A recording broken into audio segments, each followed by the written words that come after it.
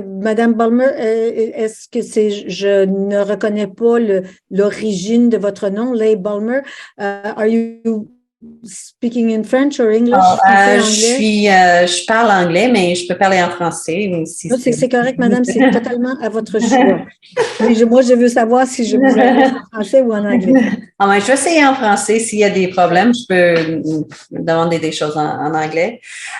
Pour moi, OK, j'ai des foyers à l'extérieur et un foyer à l'intérieur, mais je trouve mais qu'est-ce que le monsieur Louis-Philippe Guy a parlé, c'était comme, pour moi, c'est la même affaire, plus que la même affaire avec ça.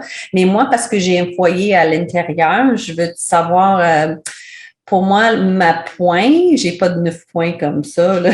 Juste pour dire que la raison que j'ai eue, c'est j'ai acheté la maison en 2006 et c'était le monsieur qui a installé un poêle à l'intérieur parce qu'il a vécu la verglas.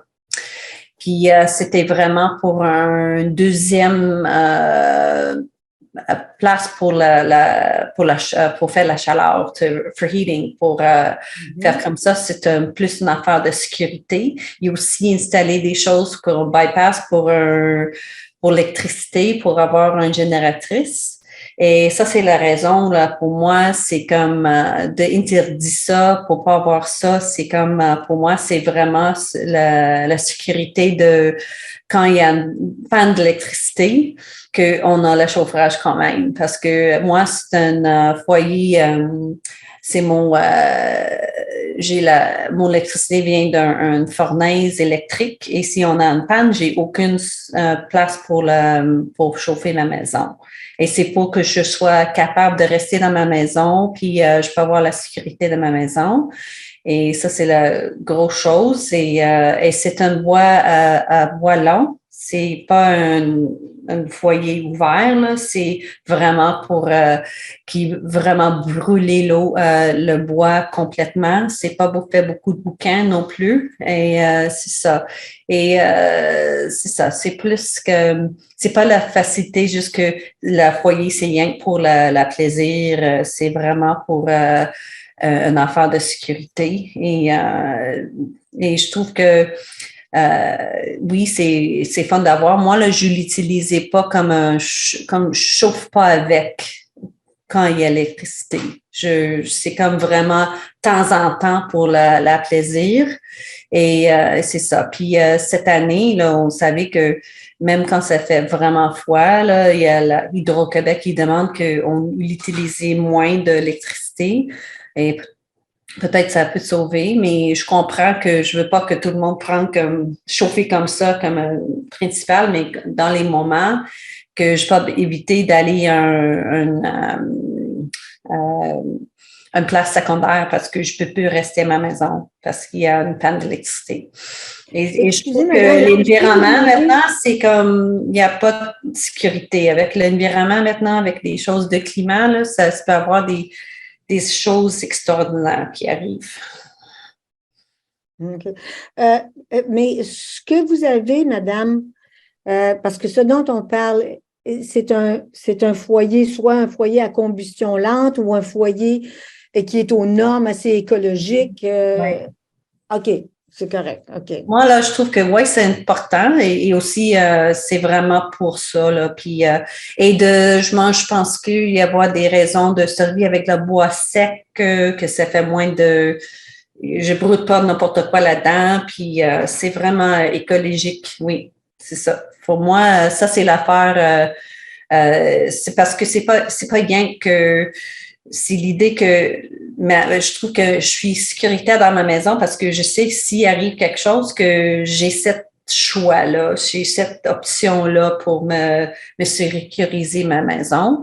Puis, mais c'est juste que avec la pollution, je trouve que oui, et peut-être la même chose que le monsieur a parlé tantôt, s'il y a vraiment d'avertir des gens qu'il y a trop de smog, là, de pollution, si on peut éviter de l'utiliser, s'il n'y a pas une panne, là, c'est ça. Mais pour moi, c'est vraiment c'est une sécuritaire, c'est un lien, c'est pas comme d'enlever ça, c'est quelque chose de serait comme, moi, j'aimerais pas enlever ça parce que c'est comme, c'est pour la sécurité de ma vie si on perd l'électricité. Vous voyez ça comme un élément essentiel. C'est essentiel au Québec d'avoir accès à un chauffage d'appoint en cas de panne. Oui, c'est ça. Puis même sur la rive sud, c'est parce que tous nos fils sont en haut, là, on a des arbres, là, on peut perdre l'électricité facilement à Montréal, peut-être dans le centre-ville, là. Mais moi, là, j'étais à Chambly pendant la verglas, puis on a besoin de déplacer. J'ai besoin de placer puis faire quelque chose pour avoir la maison en sécurité pendant ce temps-là. Et ça, c'est la chose. Et pour comme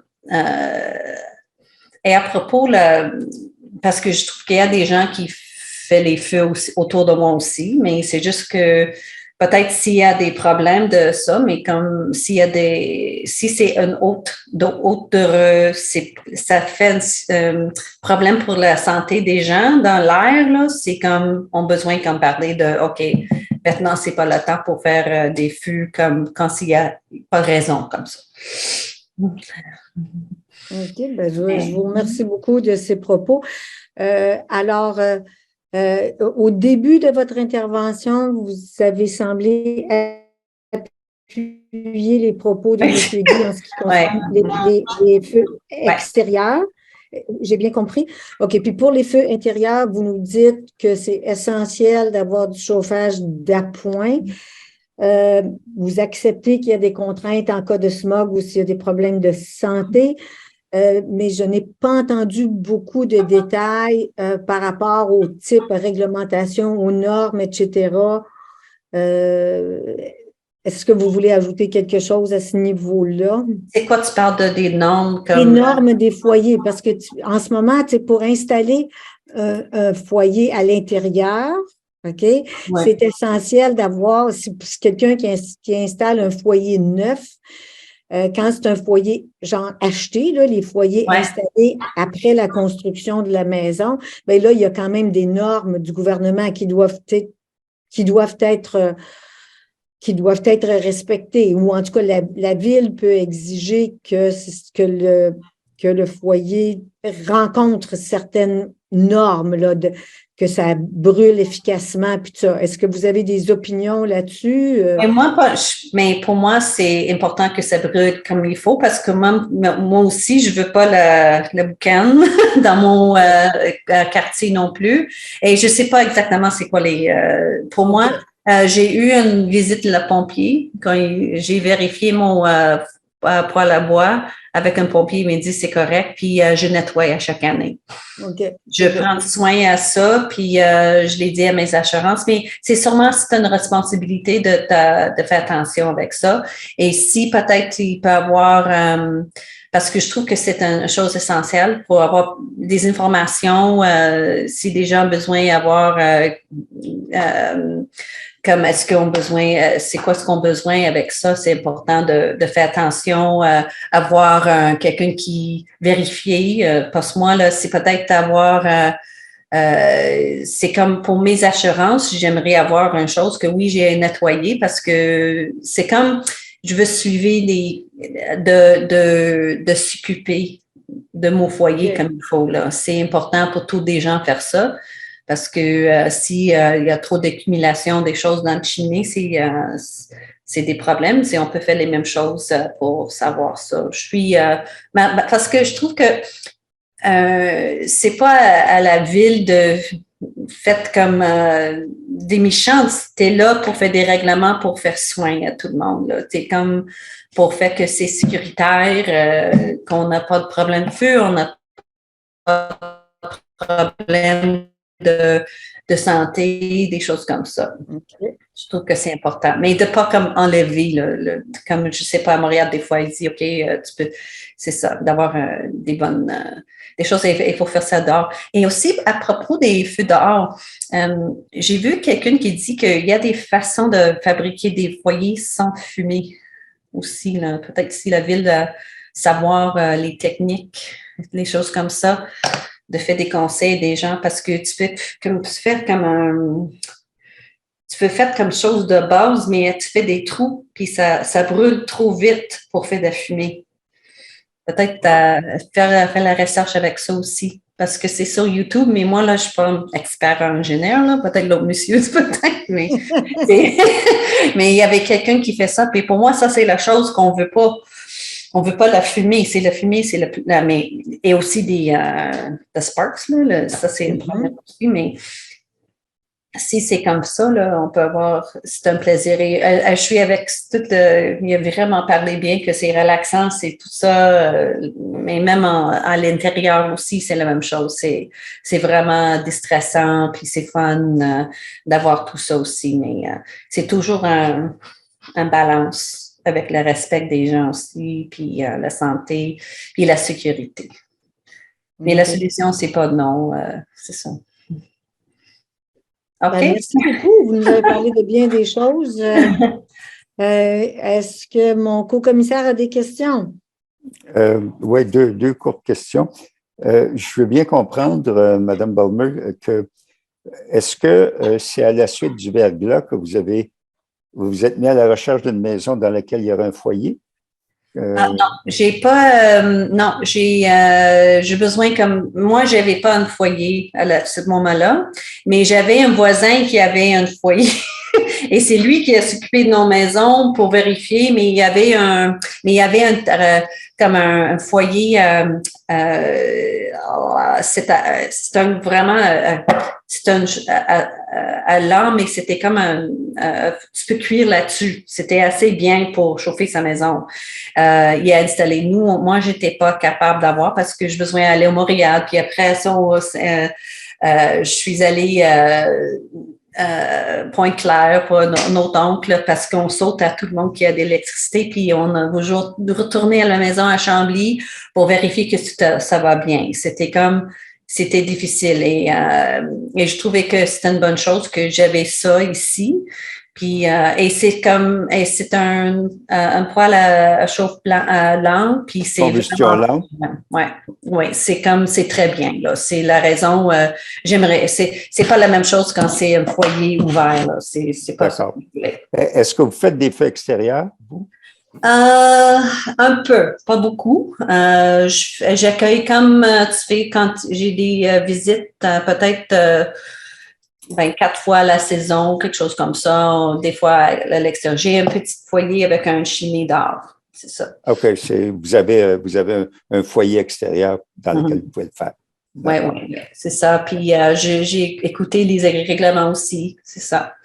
Et moi, je trouve mais pour moi, je prends mon mot pour penser à moi. Si je trouve que c'est trop venteuse ou quelque chose comme ça, moi, je dis non, là, je fais ça que c'est respectueux. C'est serein, certain. D'accord. Merci beaucoup, madame. Okay. Ça fait le tour de mes questions, madame la présidente. Ben, je vous remercie beaucoup. Pour ma part, je pense que c'était assez clair. Vous mettez l'emphase sur la sécurité et la santé. Et au niveau des nuisances, j'ai compris que c'était les fumées, les étincelles, etc. Encore beaucoup des questions de santé et de sécurité.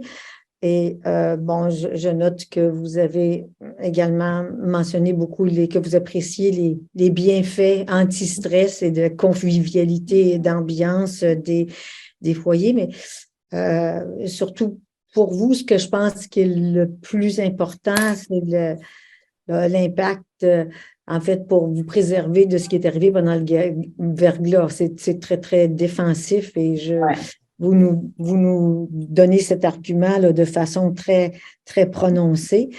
Alors, je vous remercie. Je vous remercie également d'avoir mis l'emphase sur toute la question de l'entretien annuel, etc. C'est des choses qui peuvent donner des pistes. Mais autrement que ça, je pense que vos propos ont été très, très clairs. Est-ce que vous aimeriez ajouter quelque chose? Non, c'est tout. Juste faire savoir que ça prend combien de temps?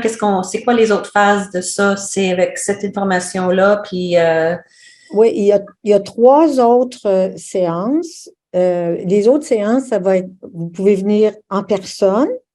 voir, ou bien ça va être après la séance, là, il va y avoir une diffusion où ça va être possible de regarder le vidéo sur le site web. Alors, si vous voulez entendre ce que vos concitoyens ont à dire.